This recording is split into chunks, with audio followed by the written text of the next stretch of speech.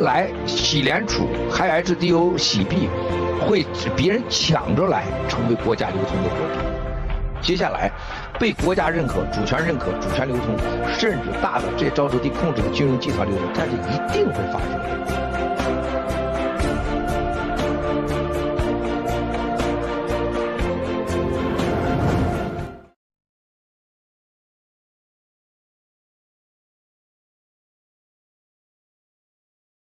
Our topic today is Huobi, the next Luna. This is Bindi and Lily taking you through this session. Before we proceed, we would like to go through our disclaimer first. Reiterate that this show offers no financial advice. This is just our own personal opinion on crypto-related topics, purely for educational purposes only. Before you take any actions, please do your own research and be responsible for any buying or selling. Thank you. Over to you, Bindi. Okay, then next we would like to, of course, commercials. As usual, we need to make sure that everybody knows when to tune into our program. We are on every Sunday at Beijing time 9 o'clock or Sydney time 12 o'clock. But if you are over in the US side, North America, your time will be Saturday, 8 p.m. Okay, then. So let's move on to our first topic. Today, we're going to talk about a few terms, which may be a little bit confusing for people, but actually it's quite easy. But first of all, let's talk what is cryptocurrency. We're going to talk about crypto asset first. So crypto asset is what we refer to anything that is on blockchain. And if you have tuned in our program in the past, you would have remembered that we talk about tokens, the difference between tokens and coins, and of course, NFTs. These are all crypto assets. Now, crypto assets, there are values that you can transfer, you can store, and you can trade electronically, and they're typically very high risk. Next thing, we'll move on to what is crypto assets. Cryptocurrency. Over to you, Lily. Thank you, Bindi. Crypto is basically, in short, a digital form of money that can be traded for goods, services, and other currencies. The transaction records are validated and maintained using a computer technology called cryptography, which is a decentralized ledger. It does not need a centralized bank.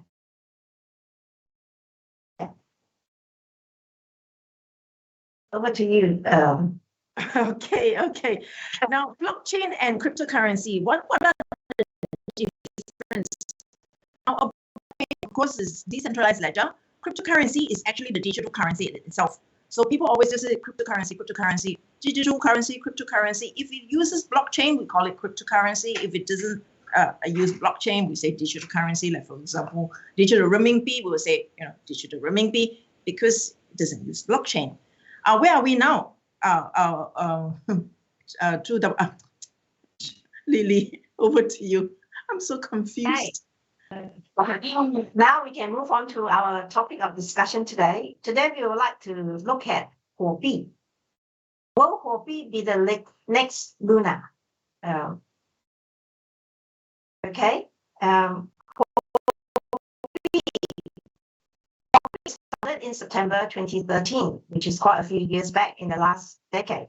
Huobi was founded by a former Oracle programmer called Li Lin and a marketing executive called Jun Du. Interestingly, Li Lin is an alumnus of Tsinghua, highly political university from Communist China. On November 5th, 2013, Huobi received angel investment from Zheng Xijing and Dai Zikang. On April 4, 2014, it received investment from Sequoia Capital. Red light there. On August 27, 2018, 4 years later, Huobi Group acquired Petronics Holding Limited, a company listed in Hong Kong, and later changed its name to Huobi Technology. Soon after, in January 2019, Huobi ESO exchange was launched for trial operation. In 2020 August, Huobi technology obtained Type 4 SFC 9 license from the Hong Kong Security and Future Commission. So as you can see, the birth of Huobi is very is very CCP centered. Everything is from Communist China. In November 2022, Chinese brand named the Huobi from Huobi to Huobi. It's still the same. Sounds the same. Sounds the same. Written However, differently. The Chinese character, they have changed it. However, something is strange in 2021. Though it started from China, but the funds started retreating from mainland China over compliance. In May 2021, Huobi Huobi stated that to comply with the latest industry requirement in China, it decided to suspend the provision of mining machines and derivative services for people in China.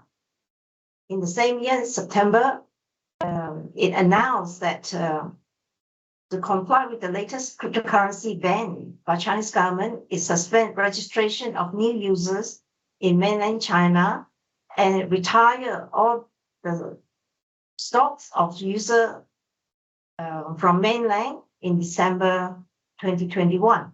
The founder, Jundu, said the past strategy was to how to legalize, operate in China, it must face the world. So they are taking Huobi from China to the world. In an earlier visit, China, it has 20% of global transaction from China. Yeah. Okay, over to you. So yeah, actually, if you like if I would just quickly recap what Lily said, Huobi from the very beginning, from the inception, it has a lot of red flags. You can see a lot of red in the founding of Huobi, starting with people like investors like Dai Zikang, who was a white glove of CCP oligarch Zheng Qinghong. But he, of course, since then fallen from grace and was sentenced to 19 years imprisonment. So Quiet Capital, we have done programs of Nielsen, who is a white glove for various CCP factions. Then, of course, Hong Kong, from Mountco, we know that Hong Kong is actually what CCP intended to be a cryptocurrency center. That's what they want to set up Hong Kong as. Now, moving on to the controversies of Huobi. Now, Huobi has, of course, had some issues arising in the website, ranging from 2014, they have lost, transferred in human error cost 920 Bitcoins, 8,100 Litecoins to be transferred to other accounts by mistake. Then in 2020, there was customers or users couldn't close their positions due to malicious unplugging of the network. Then, of course, that was a big issue, resulting in Huobi users protesting in Hainan. Then, of course, in 2020, Li Lin, if you recall, Li Lin was the founder of Huobi and a senior official of Huobi as well. And he was arrested in an incident. And of course, then after that, there were senior officials, CCO, COO, CTO, who were all various people being arrested.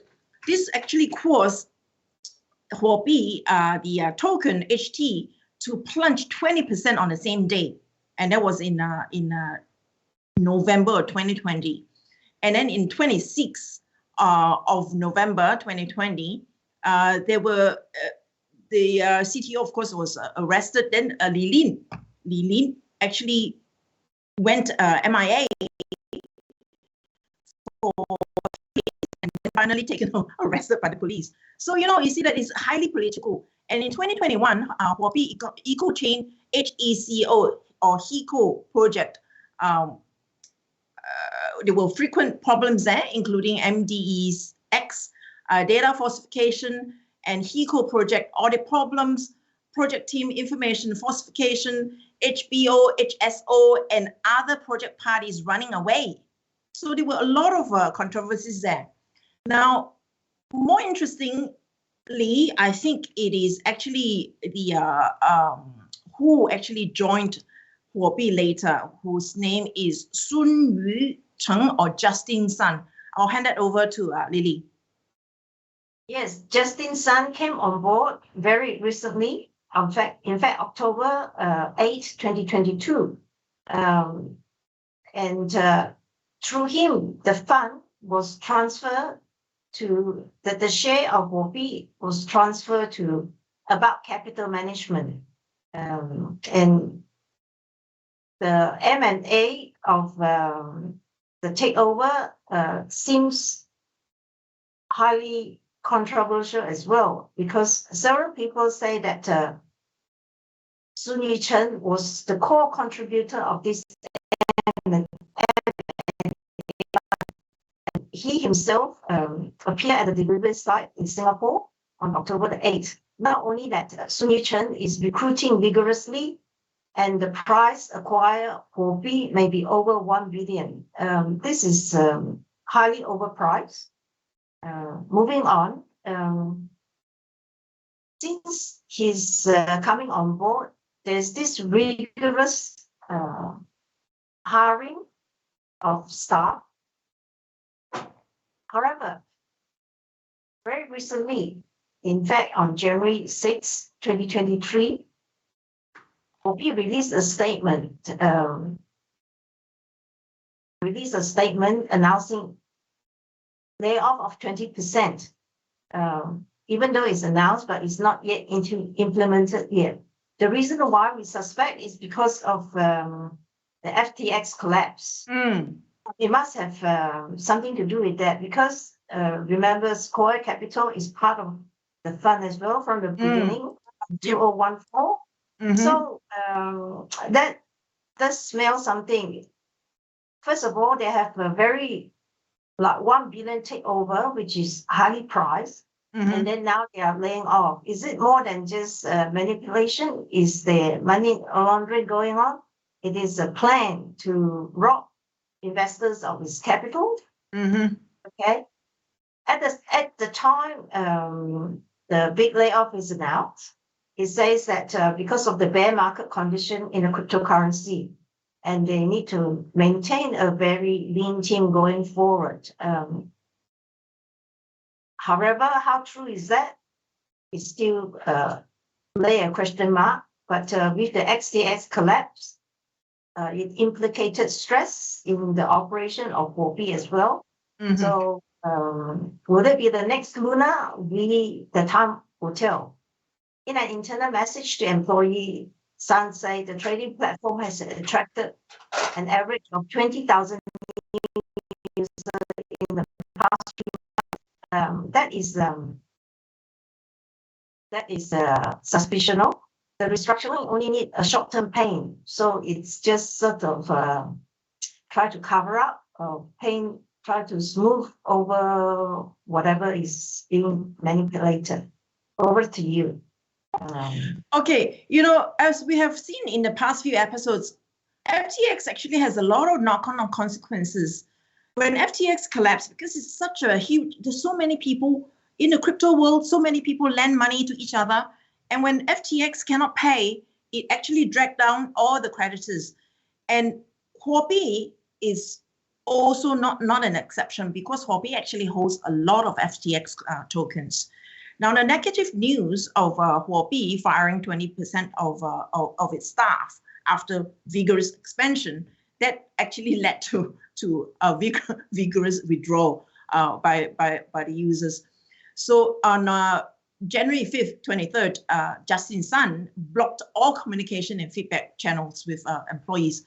That's not good news, because he was saying that, okay, employees may do something to the platform and compromising the safety and security of the users. And of course, this is of course not a good news.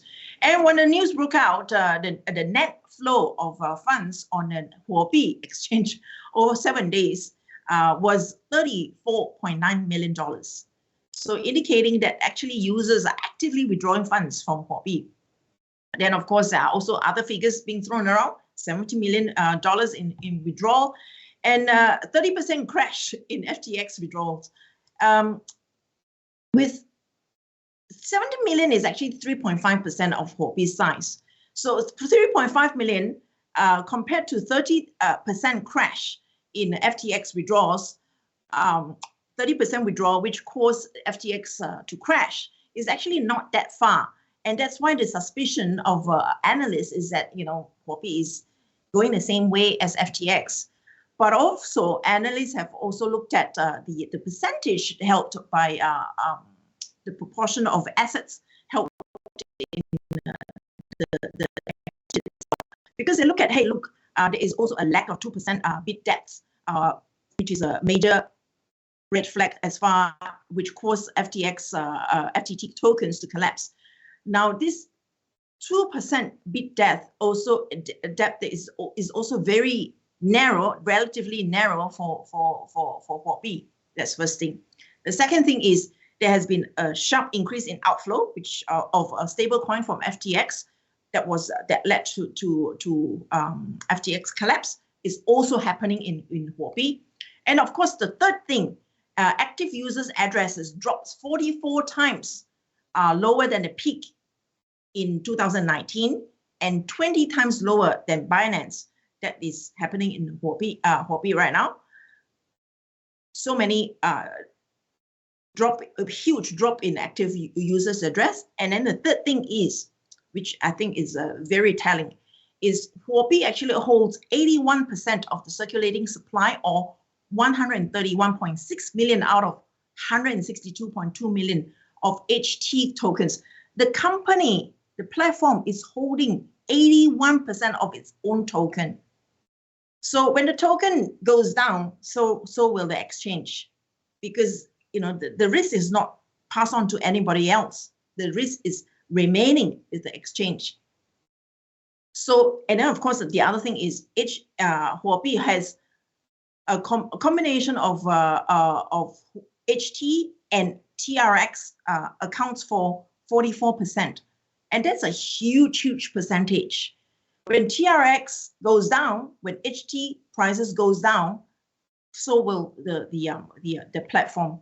So at the present, the stable coins and the mainstream present, what is supposed to be healthy is that stable coins comprising 50% of the platform remaining made out of Bitcoin, Ethereum, and the own platforms. Coins should be no more than 10%. But Huobi actually has 81% of its own platform tokens. So that is terrible. And together with TRX, accounts for 44% of platform coins. So that is way out of whack compared to what it should be. And typically, platform coins are illiquid. When you have so much of illiquid, that's when illiquid asset. That's when you know that the company is not going to do well. Now, next, we'll go on to multi-score video. Director, if we can have a multi-score video, please. 共产党扶持的币安，还有共产党扶持的火币，以及现在1万多个加密数字货币里面，超过一半有共产党的投资。数字货币几乎是共产党认为干灭西方的金融核武器。7个几年前就是比特币，还有币安、火币，都是共产党控制的。而且我说过，他要搞数字化人民币。美国人现在是对数字货币恐惧，国内的某个超级牛人，他说现在共产党就怕美国人不查数字货币，就怕美国人不去搞数字货币。在你全面制造恐惧的时候，共产党就要收割，把香港变成数字化人民中心，也就叫数字化情报中心，也就是抓住了人类一半的未来，就这么简单。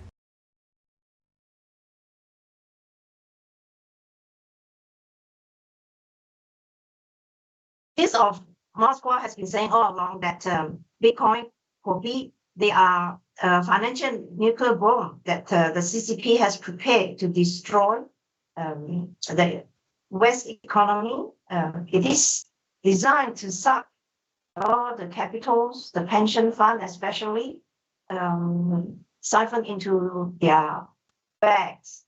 And it is highly controlled and highly manipulated. So it is the outset is just the writing is very clear on the wall that Huobi, I am very sure, will be the next Luna, and it is a castle building on the sand from the beginning anyway. So yeah, over to you. Okay, what I got to say about what Maltzko has said is Maltzko has alleged from the very beginning that that Huobi is another one of CCP's weapon really against the West, because the cryptocurrency industry is very much Chinese centric. All the engineers, a lot of the engineers, all come from all Chinese. And if you were to recall what we said about the origin of how Huobi came along, who are the founders, who are the investors, these are all people who have links to the CCP. And do not be surprised if Justin Sun, we do not have that much information as of now. Do not be surprised, you know, his meteor rise again whenever you see a very young person doing great things. And at least Jack Ma is in his 50s. You know, this Justin Sun actually in 2005 he was already the top 30 of under 30 in China. As soon as you see a character like that, you know that he doesn't come from nowhere, and from him graduating in Beijing University, then go on to have his education in the US and all this. These are typical hallmark of a CCP white glove. And why is it that the Maltzko said that all the CCP wants is for the West to actually investigate, to look into digital currency, because that will actually facilitate them setting up the digital currency center in Hong Kong? I just want to ask Lily whether you have any thoughts about this particular statement. Why is it that Maltzko said that CCP is only vying for the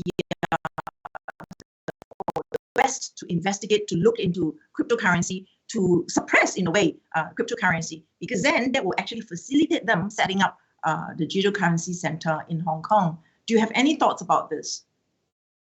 Intelligence, isn't it? That's my guess. And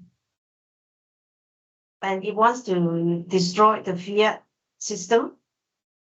They are after the euro to setting up to setting up the digital currency. They can destroy the fiat system of the euro and the USD. Yeah, I think what you're right. What Maltzko has always consistently said is that the CCP wants to dethrone the USD as the reserve currency by introducing digital renminbi.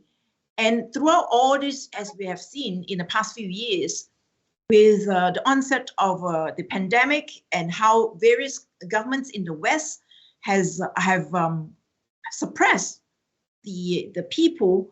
Anybody who speak against by even freezing their bank accounts, that is itself is actually pushing people into something that is decentralized, and decentralized means cryptocurrency. So even though right now at the start, I remember last year when we started, last year it was only $2 trillion in cryptocurrency. Right now, Maltzko was at $3 trillion.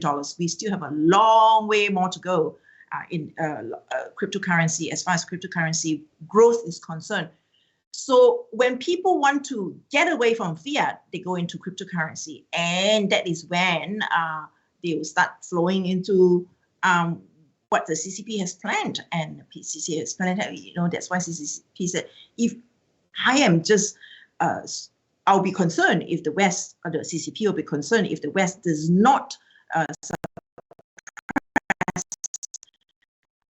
cryptocurrency, because want is to set up Hong Kong as a digital currency center. And that's why that's why they play all these tricks about Binance, about Huobi, and how Binance has caused the collapse of FTX, because in the process is also them harvesting, right? Harvesting for ordinary people, a little bit of money here and there. It means a lot to the coffer of the CCP.